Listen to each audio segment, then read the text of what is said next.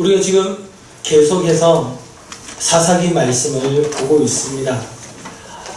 오늘 이 말씀을 보면서 문득 그런 생각이 들었습니다. 설명서로 가는 것이 참 중요하지 않겠는가 하는 것 말이죠. 제가 자동차를 저뿐만이 아니고요. 모든 사람이 다 그렇겠죠. 자동차를 보면요. 자동차에도 설명서가 있습니다. 그런데 저 같은 경우에는 그 설명서를 잘 보지 않아요. 왜냐하면 저는 차를 그다지 관심을 안 가지거든요. 벌써 차가 그냥 방치되어 있는지 한 두 주, 세 주 정도가 되어 가는 것 같습니다. 차에 별 관심도 없고요. 사실 아직까지도 차에 어떤 기능이 있는지 잘 모르는 게 많아요.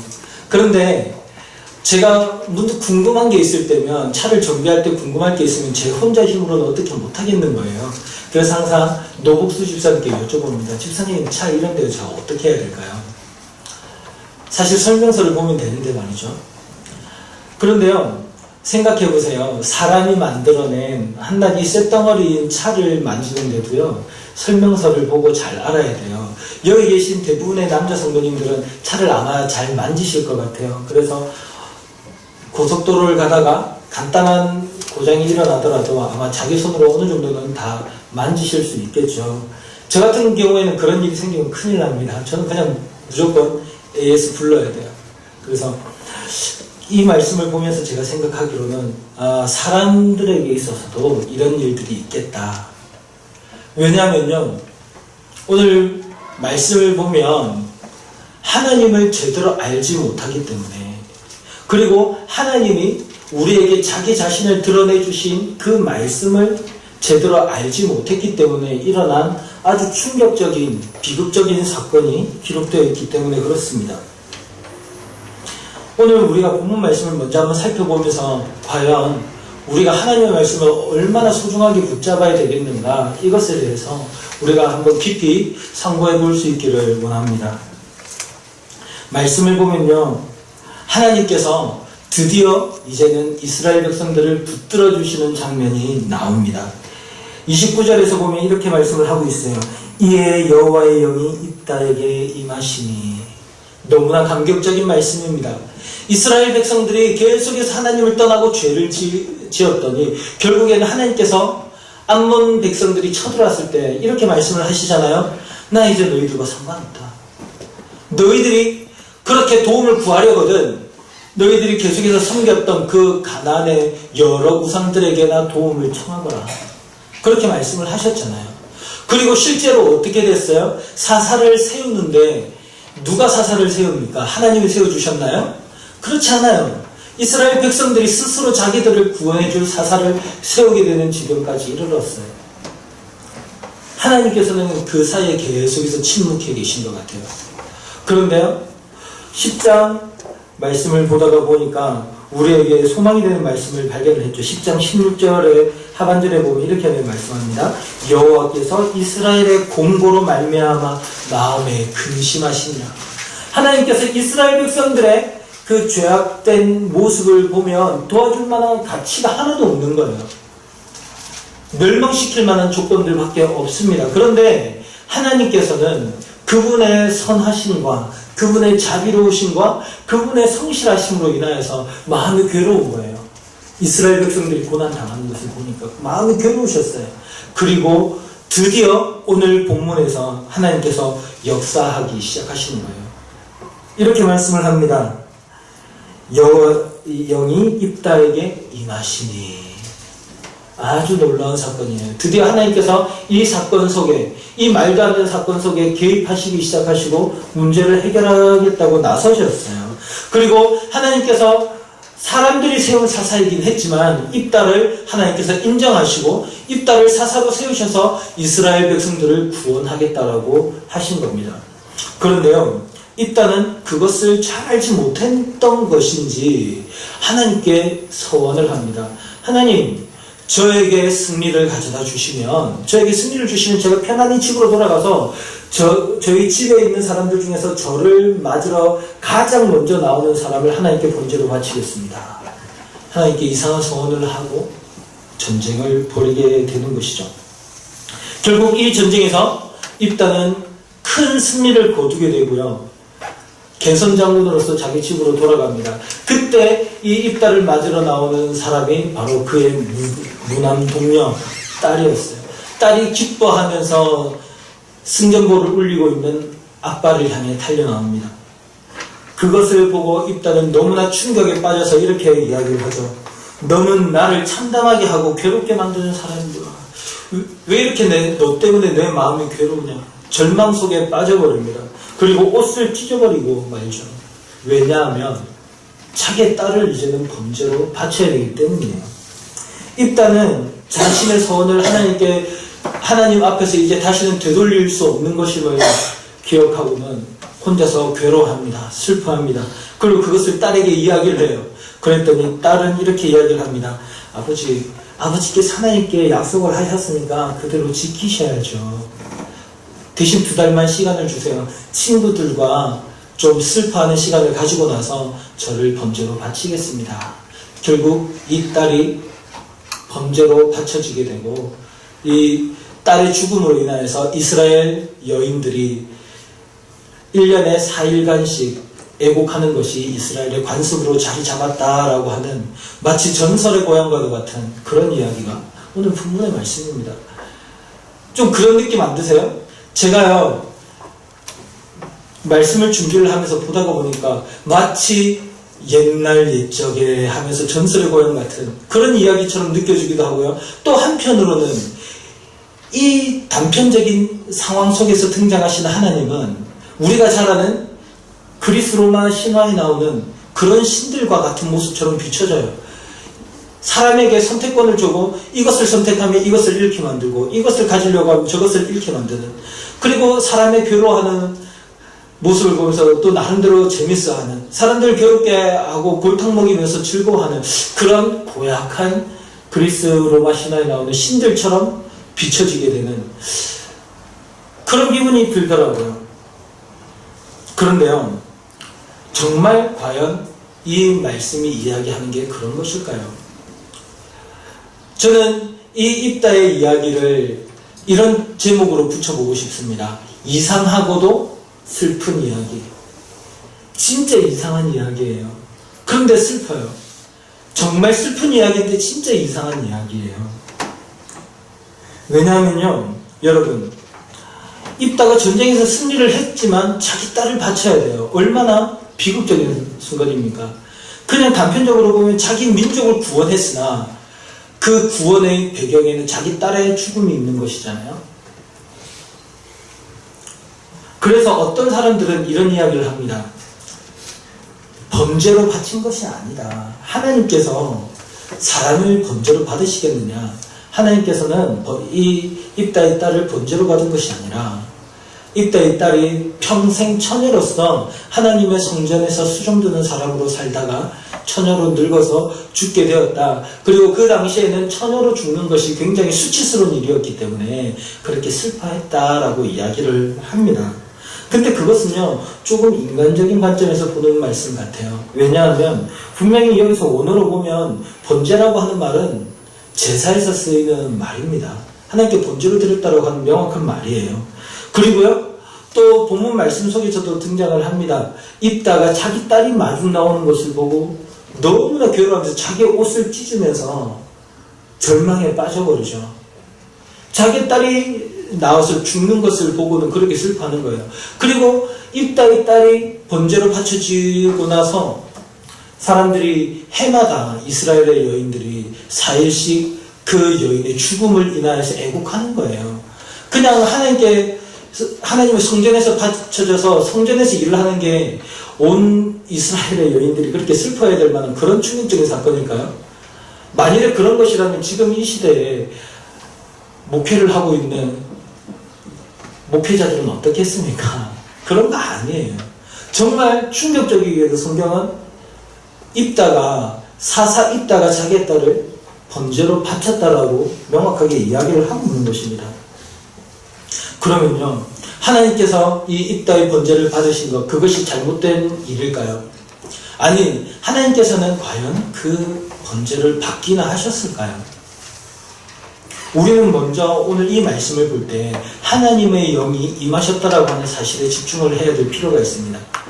왜냐하면요, 하나님의 영이 임하셨다라고 하는 것은 이제는 하나님께서 인정을 하셨다라는 얘기예요. 입다를 사사로 인정을 하셨고, 그러면 입다가 사사로 세워졌으면 승리는 당연한 것이지 않겠습니까? 하나님께서 이스라엘을 구원하시기로 작정을 하셨잖아요.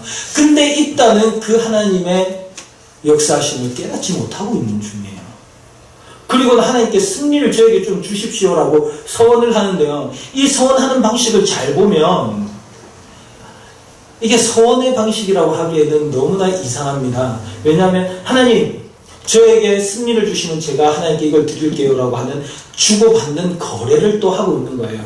지난번에 입다의 이야기들을 우리가 말씀을 통해서 살펴보면서 입다는 이스라엘의 장로들과 거래했던 것을 우리는 알 수 있죠. 장로들이 자기에게 찾아왔을 때 내가 이 전쟁에서 승리를 하면 당신들은 나를 이스라엘의 머리로 삼으시오라고 하나님 앞에서 인정하도록 거래하는 장면을 우리는 목격을 했습니다. 이제는 그 거래를 하나님과 하는 거예요. 하나님, 저에게 승리를 주십시오. 왜요? 승리를 주시면 자기가 뭐가 되는 거예요? 이스라엘의 머리가 되는 거예요. 그리고 그 머리가 되는 그 자격을 자기에게 주시면 자기는 뭘 주겠다는 거예요? 사람을 번제로 바치겠습니다 라고 하는 거래를 하는 거죠. 이게 굉장히 이상한 것입니다.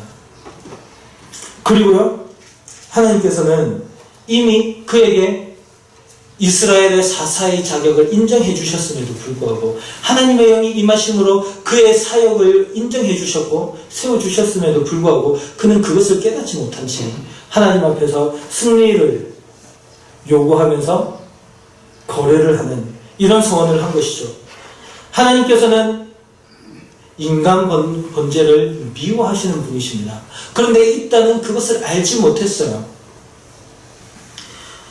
이 인간 번제는 입다가 원래 머물고 있었던 길르앗 땅에서 쫓겨나서 머물러 있었던 돕당 근처에 있는 암몬 사람들이 섬기던 몰렉의 신을 숭배하는 방식에서 아주 빈번하게 일어났던 일들입니다.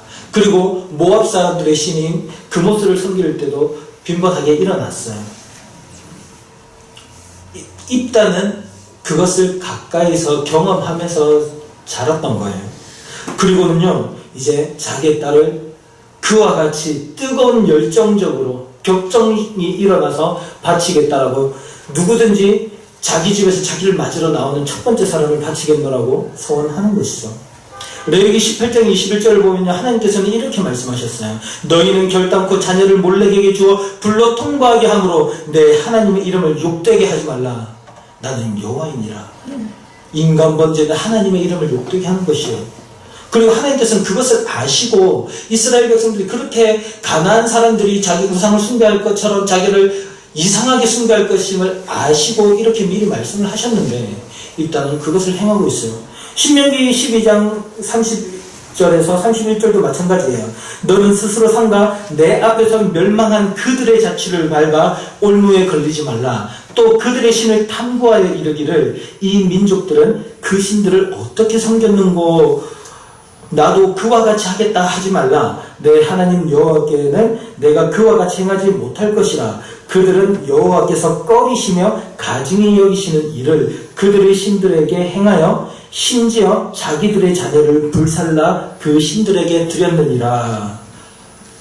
이렇게 말씀을 하고 있어요. 하나님께서는요, 이 이스라엘 백성들이 가나안 사람들이 자기 신들을 숭배하던 방식으로 이제 이스라엘 사람들이 하나님을 예배할 것을 알고 계셨어요. 그리고 그 세상 사람들, 이방인들이 섬기는 방식으로 나를 섬겨서는 안 될 것이다. 특별히 너희들의 자식을 바치는 것 절대 하지 마라. 사람을 번제로 바치는 걸 하지 마라. 그런데 오늘 입다는 그 일을 행하고 있는 것입니다. 입다의 소원은요, 하나님의 영이 임재하시는 것을 알지 못하는 영적 무지함, 하나님을 알지 못하는 어리석음과 하나님의 말씀을 생각하지 못하는 그런 안타까운 상황으로 인해서 빚어진 슬픈 참극이었습니다. 입다는요, 심지어 뭐라고 이야기를 하냐면요, 내가 하나님께 소원했으니까, 내가 입으로 소원을 했으니까 이것을 어떻게 돌릴 수 있을까? 그런데요, 우리가 성경을 보다가 보면 조심해야 될 게 있습니다. 성경에 등장하는 사람들이 하는 말이라고 해서 다 하나님의 말씀과 똑같다라고 여기면 안 돼요. 왜냐하면요, 성경에 등장하는 인물들도 사람입니다. 그래서 죄를 저지르는 모습들이 나오고 실수하는 모습들이 나와요. 그러나 그 사람들을 살펴보는, 혹은 하나님께서 직접 말씀하시는 이런 기록들을 보면 그것은 진리예요. 그것은 절대 변하지 않는 거예요. 그래서 오늘 우리가 이 입다의 말, 하나님 앞에서 내가 약속한 그것을 어떻게 물릴 수 있을까? 이것은 절대 물릴 수 없다라고 하는 말은 사실은 율법이 말하고 있는 것과는 전혀 다른 것임을 우리는 알 수 있습니다. 율법으로는요, 이렇게 말씀을 하고 있어요. 레위기 5장 4절에서 6절 말씀을 보면요, 하나님께 잘못된 맹세를 하면 그것을 속죄제를 드리고 그 잘못된 맹세를 물릴 수 있다라고 이야기를 하셨어요. 그런데 입다는 그 말씀을 지금 알지 못하고 있는 거죠. 그러니까 하나님께 이렇게 말씀을 드렸으니까 어떻게 내가 이것을 물릴 수 있을까? 결국에는 내 딸을 드려야 되겠구나. 번제로 바쳐야만 되겠구나. 이 사실을 정말 하나님께서 뭐라고 하고 계실까요? 뭐라고 말씀을 하고 계실까요? 절대 하지 말라고 하시겠죠. 마치 이 이야기는 아브라함과 이삭 이야기의 오마주처럼 느껴지기도 합니다. 하나님께서는 아브라함에게 말씀하세요. 내 사랑하는 독자 이삭을 모리아 산에 가서 나에게 바쳐라. 그래가지고요, 아브라함은 이삭을 잡아서 번제를 드리려고 합니다. 그러나 하나님은 이삭을 번제로 받기를 원하셔서 그렇게 말씀을 하셨던 건가요? 그렇지 않죠. 아브라함이 정말로 하나님을 경외하는지를 알고자 하신 거예요. 정말 그렇게 사랑하는 아들 이삭까지도 하나님께 바침으로써 그의 하나님을 향한 사랑을 드러내는가? 그것을 보고자 하셨고, 하나님께서는 이미 이삭이 아닌 다른 번제물을 준비를 해놓고 계셨던 것이죠. 그런데요, 입다는 자기 스스로 이야기를 하는 거예요. 하나님, 제가 번제로 바치겠습니다. 그리고는 덜컥 실제로 자기의 딸을 잡아서 번제로 바쳐버리는 거죠. 우리가 이 말씀을 통해서 깨닫게 되는 것은 무엇입니까? 이 말씀을 통해서 우리가 발견하게 되는 진정한 비극은 무엇입니까? 바로 하나님을 알지 못하고 하나님의 말씀이 없는 사람들의 비참한 인생이라는 것입니다. 성경은 사사기를 통해서 우리에게 굉장히 무거운 어조로 말씀을 하는 주제가 하나 있습니다. 그때 이스라엘의 왕이 없으므로 백성들이 자기 소견에 오른 대로 행하였더라. 하나님을 알지도 못하고 하나님 말씀을 알지도 못하기 때문에 자기 마음대로 자기 방식대로 하나님을 섬기는 거예요.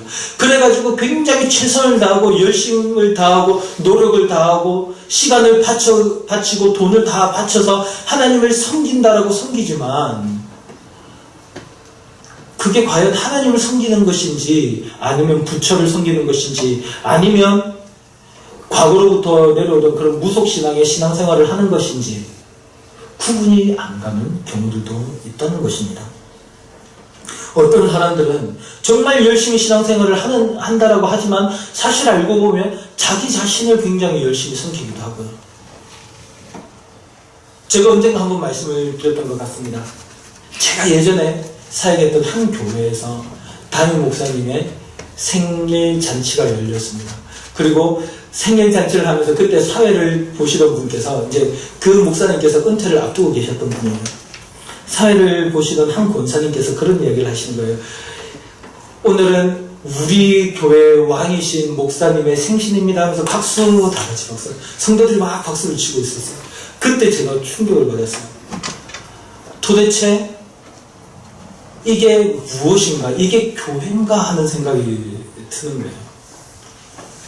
여러분, 우리의 왕은 오창록 목사님이십니까? 30여 년 동안 우리 원로 목사님을 왕으로 모시면서 살아오셨나요? 그렇지 않잖아요. 우리는 하나님을 섬기면서 살아왔잖아요. 그러면 그 하나님은 어떤 분이십니까? 그 하나님은 어떤 분이세요? 우리가 한마디로 말하기 어렵죠. 우리가 사람이니까 하나님 어떤 분이신지 잘 모르시겠잖아요. 그래서 하나님께서 어떻게 하셨어요? 우리에게 이 말씀을 주셨어요. 하나님께서 나는 이런 자다. 우리에게 알려주신 거예요. 사람들은 하나님을 알지도 못해요. 깨닫지도 못해요. 볼 수도 없어요. 음성을 듣지도 못합니다. 그러니까요, 하나님께서 직접 우리에게 찾아오신 거예요. 그리고 자기 자신을 우리에게 알려주셨어요. 그래서 1600년에 가까운 역사 동안에 하나님의 말씀을 기록을 하셔서 지금 이 시대를 살아가고 있는 우리들에게도 하나님이 어떤 분이신가를 보고 발견하고 깨달아 알게 하시고 믿게 하시고 계신 것이죠. 지금도 하나님께서는 여전히 말씀을 통해서 우리에게 하나님을 스스로를 드러내고 계세요. 그런데요, 많은 사람들이 하나님께서 직접 우리에게 알려주신 하나님에 대해서 궁금해하기보다는 우리 스스로 상상하는, 우리 스스로 느끼는 하나님에 대해서 더 집중하고 더 초점을 맞추고 있다는 것이 이 시대 교회의 비극이라는 것입니다. 우리나라에서 굉장히 유명한 선교단체가 있습니다. 그 선교단체에 계신 한 강사님이 말씀하시는 걸 들었어요. 뭐라고 하냐면요, 신대원에 가서 신학 공부를 하기 전에 자기 단체에서 영성훈련을 좀 받아라는 것입니다. 왜 그런고 했더니 성경 말씀을 계속해서 공부를 하게 되는데, 말씀을 계속 공부를 하게 되면 머리에만 말씀이 가득 차가지고 가슴이 차가워진대요. 그래서 신앙이 무너진다는 거예요. 하나님께 집중하지 않는다는 거예요. 그래서 그 몇 달 되는 그 영성 프로그램을 통해서 하나님의 음성을 듣고 하나님을 직접 경험하는, 그러니까 하나님께서 말씀하신다는 거예요. 공동체를 통해 가지고 계속해서 말씀을 하시고, 그 이야기를 들으면서 그것도 충격적이었습니다. 왜냐하면 그 선교단체는 젊은 사람들에게 굉장히 유명하고 젊은 사람들뿐만이 아니라 수많은 한국 교회에 영향을 끼친 선교단체거든요. 도대체 하나님께서 자기 자신을 우리에게 알려주신 방식이 하나님의 말씀인데, 그 말씀을 가까이 하는 것이 왜 우리의 마음을 차갑게 만들고 왜 우리의 신앙을 무뎌지게 만든다는 겁니까? 더 하나님 앞에 민감하게 만들죠. 더 뜨겁게 만들죠. 엠마오 마을로 돌아가던 두 제자에게 부활하신 예수님께서 나타나셔서 하나님의 말씀을 가르쳐 주시고 깨닫게 하셨더니 그 마음이 뜨거워지고 다시 예루살렘으로 되돌아가는 말씀, 우리가 잘 알고 있지 않습니까? 근데요, 사람들은 어떻게 해서든 이렇게 좀 말씀에서 멀어지려고 노력을 하는 것만 같아요. 여러분, 우리는 어떻습니까? 우리는 하나님의 말씀을 가까이 하면서 묵상을 하면서 기뻐하고 계십니까? 주의 말씀을 주야로 묵상함이 어찌 그리 기쁜지요. 주의 말씀이 꿀과 꿀송이보다 더 답니다. 이러한 고백들이 우리 가운데 있습니까? 전도서 12장 1절에서 2절의 말씀은 이렇게 이야기를 하고 있습니다. 너는 청년의 때에 너의 창조주를 기억하라. 곧 공고한 날이 이르기 전에, 나는 아무 낙이 없다가 할 해들이 가깝기 전에, 해와 빛과 달과 별들이 어둡기 전에, 비 뒤에 구름이 다시 일어나기 전에 그리하라. 젊은 청년들에게 이야기를 하는 거예요. 인생의 마지막이 다가올 때, 그때가 있는데 그때가 다가오기 전에 너는 너의 창조주를 기억하라. 하나님을 기억하는 것이 무엇입니까? 하나님을 가까이 하는 그것이 무엇입니까? 시편 119편 10절 11절에서는 이렇게 말씀을 하고 있어요. 내가 전심으로 주를 찾았사오니 주의 계명에서 떠나지 말게 하소서. 내가 주께 범죄하지 아니하려 하여 주의 말씀을 내 마음에 두었나이다. 주님을 기억하고 주님께 가까이 나가는 것은요, 주의 계명에서 떠나지 않는 거예요. 그리고요, 그냥 단순히 주님께 가까이 나아가는 것이 주의 말씀을 가까이 함으로 인하여서 우리에게 주시는 은혜이기 때문에 중요하다는 게 아니라, 그것을 더 넘어서서 뭐라고 이야기를 하고 있냐면, 내가 주께 범죄하지 아니하려 하여 주의 말씀을 내 마음에 두었나이다. 우리가 하나님 앞에서 범죄하지 않는 그 길로 주님의 말씀에서 떠나지 않는 것, 주님의 말씀을 내 마음에 두는 것, 그것으로 이야기를 하고 있는 거예요. 그러니까 무엇입니까? 우리는 오직 말씀 외에는 우리 인생에 소망이 없다라는 거예요. 도대체 이 말씀이 무엇이기 때문에 하나님께서는 이렇게 말씀의 중요성을 우리에게 말씀하십니까? 우리 잘 알잖아요. 요한복음 1장에서 태초에 말씀이 계시니라. 그리고 그 말씀이 곧 예수 그리스도이심을 말씀을 하시잖아요. 그 말씀이 육신이 되어 우리 가운데 거하시니 우리가 그의 영광을 보니 아버지의 독생자의 영광이 충만한 은혜가 충만하더라. 그렇게 말씀을 하잖아요. 하나님의 말씀을 우리가 가까이 하지 않으면 사사라 하더라도 그의 인생은 곧장 나락으로 떨어져 버리고 말게 되는 것입니다. 우리에게도 주님의 말씀을 사모하고 간절히 찾는 그런 은혜가 있기를 소망합니다. 북한 사람들을 대상으로 선교하시는 선교사님의 이야기입니다. 그 선교사님이 중국 국경 근처에서 북한 주민들을 대상으로 선교 사역을 하세요. 북한 주민들이 예수님을 믿다 걸리면 죽거나 아우지 탄광에 끌려가가지고 굉장히 어려운 일을 당한다라고 우리는 기본적으로 잘 알고 있잖아요. 실제로 그보다 우리가 상상하는 그 무엇보다도 더 무서운 일들이 일어나고 있다고 합니다. 그런데요, 어떤 한 북한 주민이 먹을 것을 구하러 중국으로 넘어왔다가 그곳에서 선교사님을 만났고 예수를 믿게 되었대요. 그리고 예수를 믿게 되니까 그것이 너무나 감사해가지고 성경 말씀을 보는데 이제는 돌아가야 될 시간이 되었어요. 그래서 그 선교사님께 이렇게 요청을 했다고 합니다. 선교사님, 저 A4 용지, 복사지 그 종이에다가 하나님 말씀 좀 써주세요. 뭐 성경 전체를 다 써달라는 거 아니에요. 그냥 그 용지에다가 쓰실 수 있는 만큼만 써달라는 거예요. 그렇게라도 하나님 말씀을 좀 보고 싶습니다. 그런데 이 선교사님은 이 종이라도 가지고 들어가다가 걸리면 어떻게 될지를 아니까 적극적으로 만류를 하시는 거예요.